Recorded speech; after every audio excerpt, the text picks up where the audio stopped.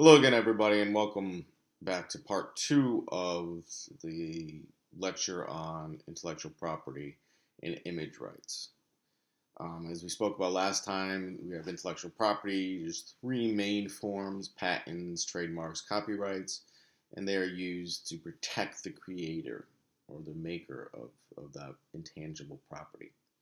And then that creator has a right to license whatever that creation is, patent, trademark, or copyright, to a third party for them to manufacture or use in exchange usually for some form of compensation.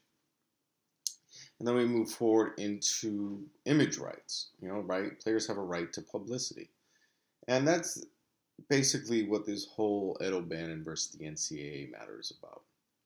All right, Ed O'Bannon is a retired NBA professional basketball player. He played his college ball for the UCLA Bruins. He was on the men's national championship team in 1995. He was player of the year.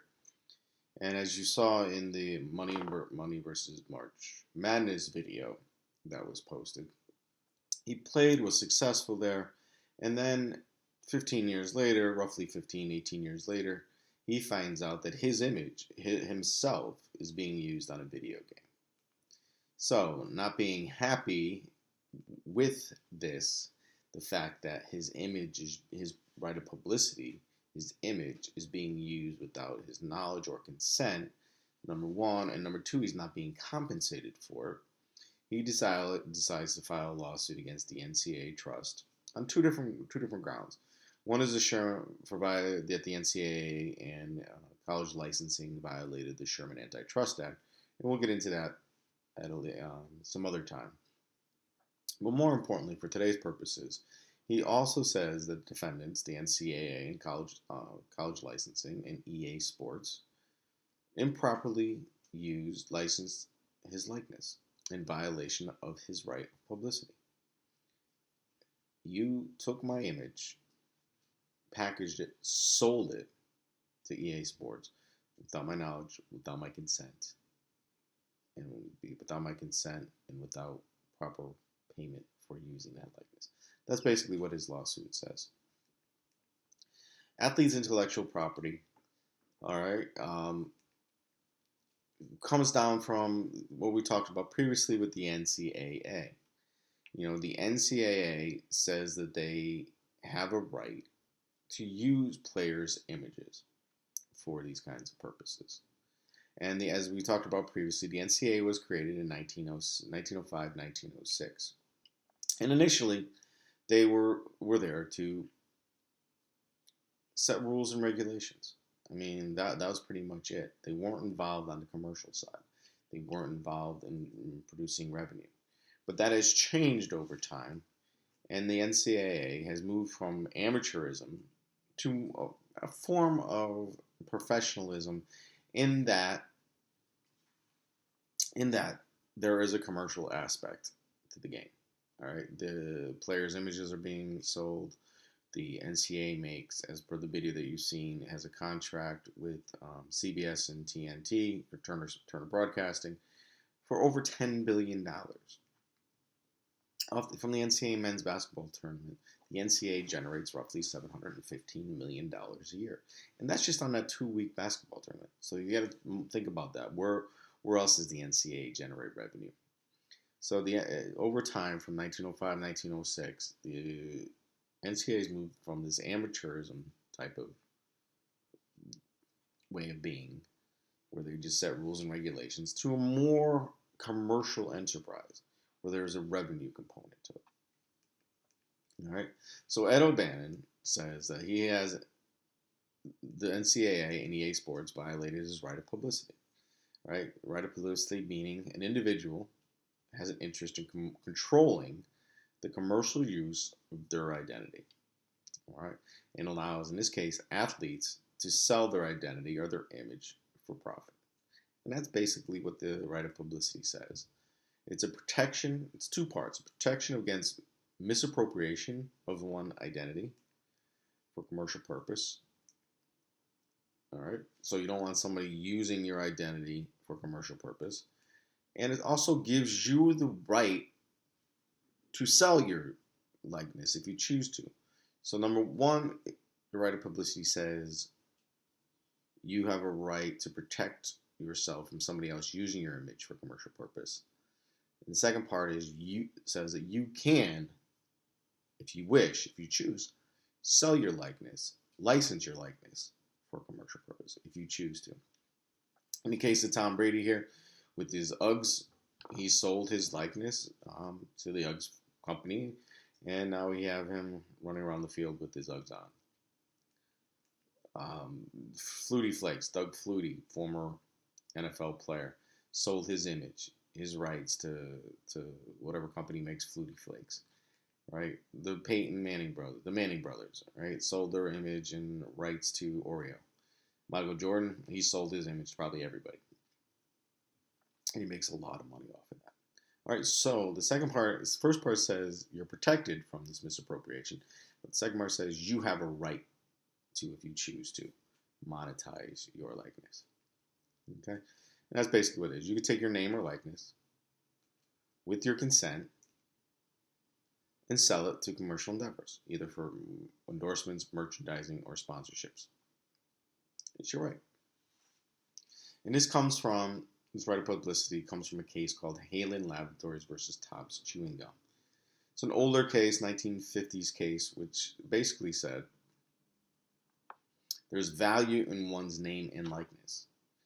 All right, and it gives the value or the right, the person who owns that, whose likeness it is, the exclusive bargaining power on that likeness. Okay, and says Halen Laboratories versus Topps Chewing Gum says you have complete control over your likeness and you have a right, if you choose, for compensation. Okay. Okay, basically it said the rule is that a person's name or likeness may not be used without consent in a commercial endeavor. In a nutshell, there is an inherent right of every human being to control the commercial use of his or her identity. To prove a right of publicity case, to prove a prima facie case, what we talk about in law, is you have to prove that it is his or your likeness. It was used for commercial purpose, and it was done without your permission. If you prove those three elements, you win your right against win your right against somebody who are violating your right of publicity. Okay, it is your likeness. It was used for commercial purpose, and it was done without your permission.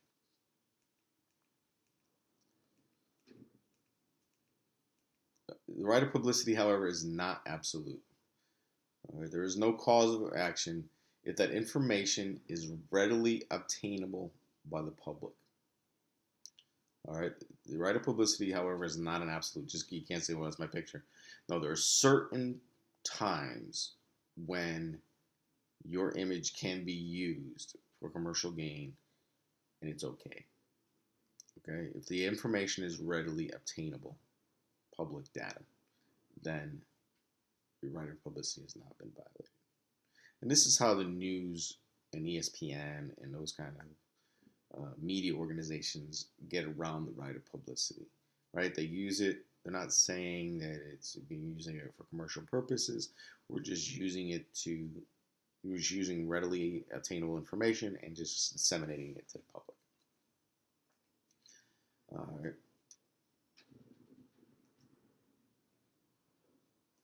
All right. The NCAA defenses.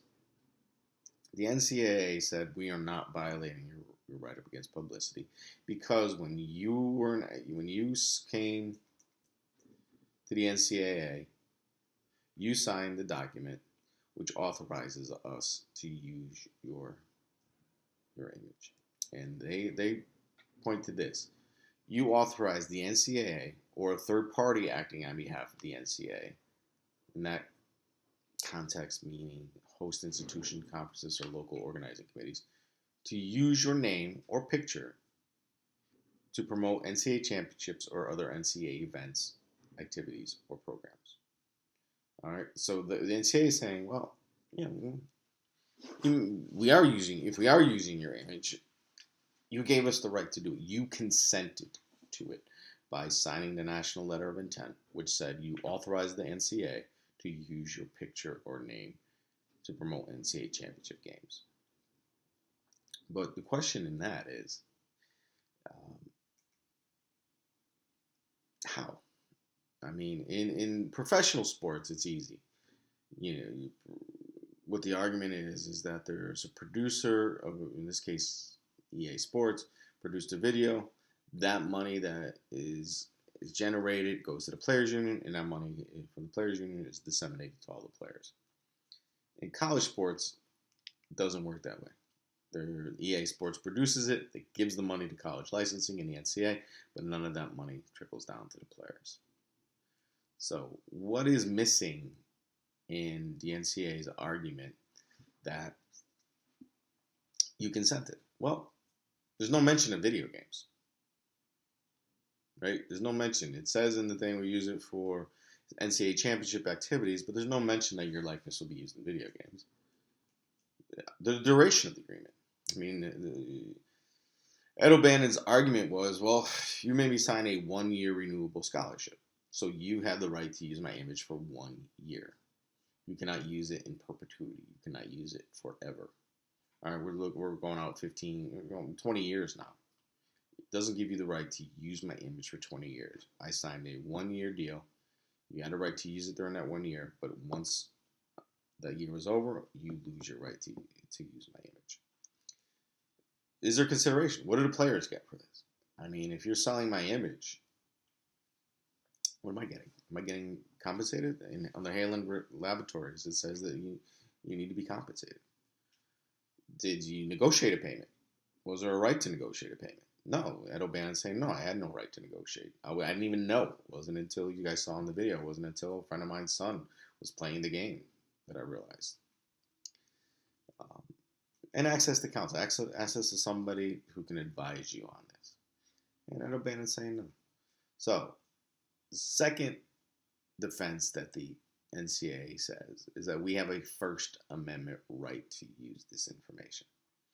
The First Amendment of the United States says Congress shall make no law respecting an establishment of religion, prohibiting the free exercise thereof, or abridge the freedom of speech or of the press, or the right of people to peacefully assemble. So the NCAA is saying this is freedom of the press. This is readily obtainable information that we got, and we used it. And they have some case law on their side. I mean, there's this case out there called Zucchini versus Scripps Howard Broadcasting. Zucchini was a human cannibal. News broadcast used his show, and they said it was a First Amendment right. And there is a First Amendment right to using readily obtainable information. And again, like I said, that's how ESPN uses highlight reels. That's how the box scores are in the newspapers and online. That information, purely for news reasons, is protected by the First Amendment. However, Ed O'Bannon is saying, wait a minute, no, there's nothing newsworthy about a video game. You don't have a right to use my image in a video game. You may have gotten the information about my stats from a readily available source. All is protected by the First Amendment, but that doesn't mean that now you can sell it to a third party for a commercial game.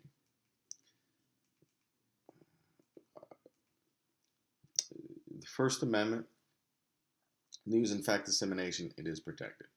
Fair use, educational use.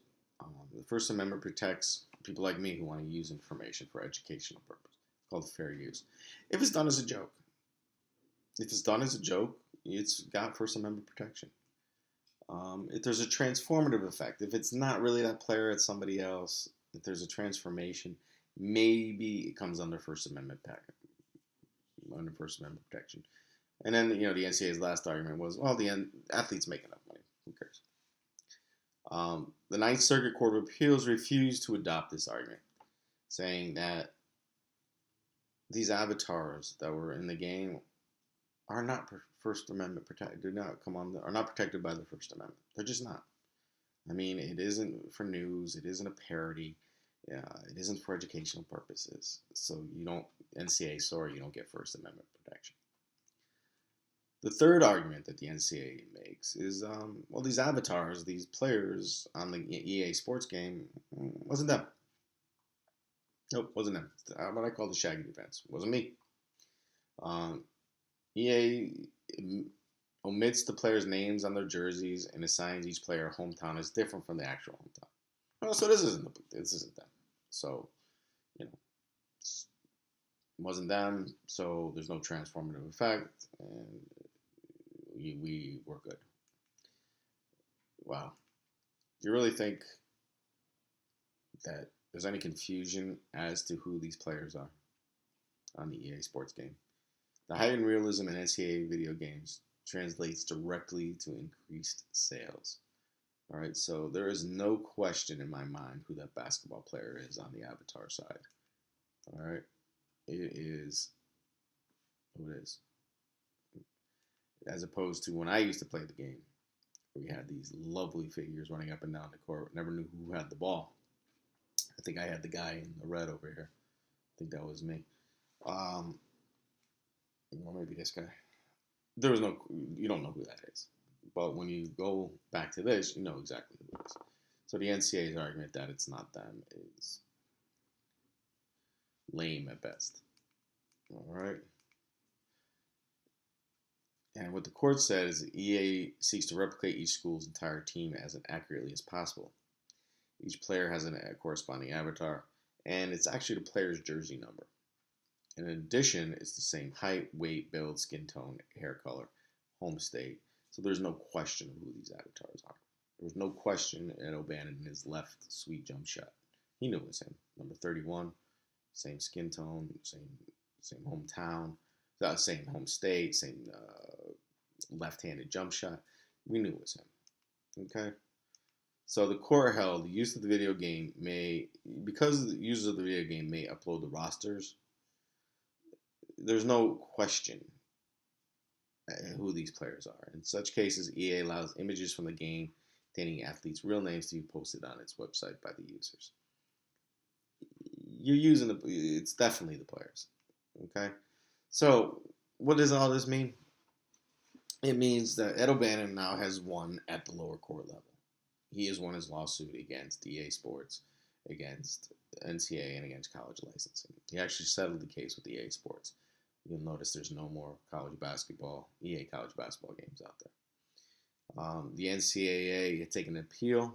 They're going to continue fighting this, and we'll see where it ends. But as of right now, EA Sports is not producing the game anymore, and Ed O'Bannon and the other players that were involved in his lawsuit have won at the lower court level. Keep an eye on it. Maybe something will happen this semester. I'm not thinking that it will, but something may happen this semester. But just remember that a player, a person, an athlete has a right to use their images the way they choose. All right, and if they are not being compensated for it, if they are not consenting to it either through a contract or whatever, then they have a right to stop it. Can I use my image without my consent, without compensating me for it? And that's just what it boils down to. Good luck.